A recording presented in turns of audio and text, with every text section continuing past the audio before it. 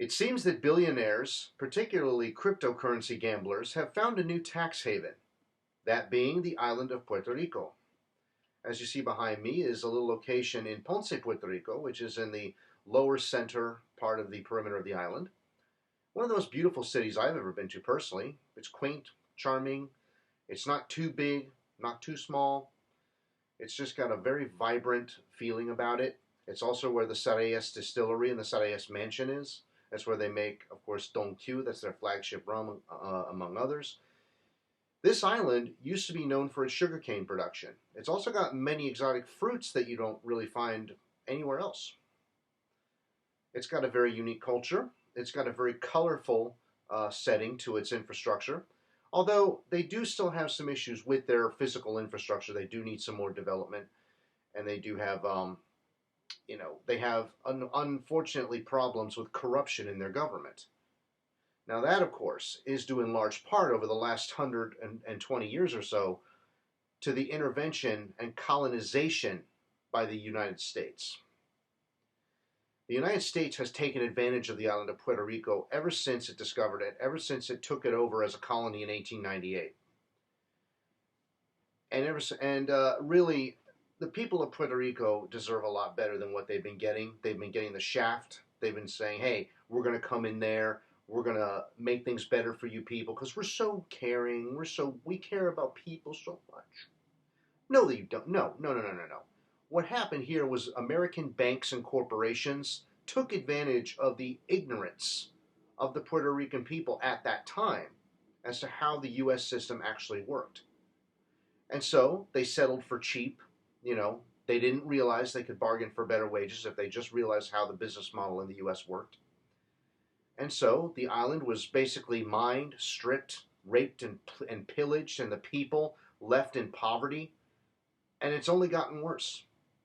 The corruption in their government runs deep. And that's why these people, these cryptocurrency gamblers, are going to Puerto Rico, because it is run by a corrupt government who will let them do whatever they want. And it's a tax haven because of the way the tax code in Puerto Rico is set up. They pay local taxes, of course, to the local governments, but they don't pay a federal income tax. Now, because of this, the federal government doesn't give Puerto Rico primary consideration in any legislation that goes through Washington. If they were paying federal income taxes, they would have a say in what the federal government does as far as their own well-being is concerned. But because they don't, they basically, if they want anything from Washington, they have to go hat in hand begging for crumbs. So Puerto Rico's gotten a raw deal over the last 120 some odd years. What these people are doing, these cryptocurrency gamblers, is abhorrent. Telling the Puerto Rican people that we are benevolent capitalists. On its face, that's ridiculous. There is no such thing as a benevolent capitalist.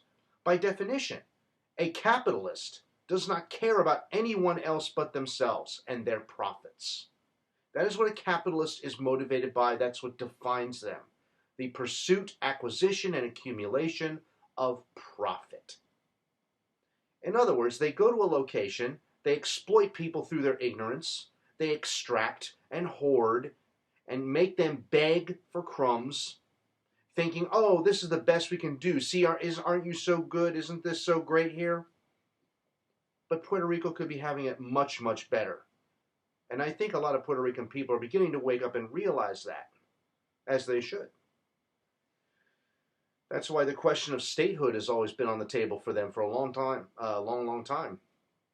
Now, I personally say leave it up to the Puerto Rican people. There are some who avidly say let's make them a state. There are some people who avidly say leave them alone, let them be their own independent country. I say, given the last, 1898, it's now 2022.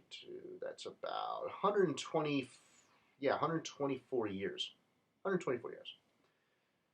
So, over the last 124 years, they have not been really given a solid option, nor a real opportunity without any kind of intervention to stop them from becoming a state or becoming independent. Because as a colony, the United States can just take advantage of them however they want. But if they were an actual state, Puerto Rico would have a more direct say in what goes on in Washington and the kind of legislation that gets passed. That would be helpful to them, big time. But if they were an independent country, of course, they would have to worry about U.S. intervention and other ways to stop them from doing business with other people, to try to force them to do whatever American banks and corporations wanted them to do, like they've been doing for the past 124 years. So Puerto Rico has really been, you know, I guess sort of a very crucial part of the U.S. imperial project. They are a victim of U.S. imperialism. And yet, it does get talked about in certain instances. I know the Green Party talks about this a lot. But other than that, a lot of people just seem to forget about Puerto Rico and its role in U.S. imperial expansion. It's just kind of under the radar, like, oh, Puerto Rico? Oh, what a nice island. I'd love to go there sometime. But they don't think about what we've been doing to them. And now they're being used as a tax haven by greedy, selfish, cryptocurrency gambling millionaires and billionaires. Now, they've already had trouble with corporations and banks robbing them blind, making false promises to them, you know, basically stiffing them at every turn, making the Puerto Rican people owe money rather than pumping money into their economy like they said they would do. That's why the Puerto Rican people should not believe anything these cryptocurrency millionaires and billionaires tell them. And the governor of Puerto Rico is a corrupt POS who basically bought into this BS because he is a neoliberal hack. He's a corporatist. And that's why the United States tolerates him. But the Puerto Rican people, I think, really need to rise up and do something to get rid of this guy.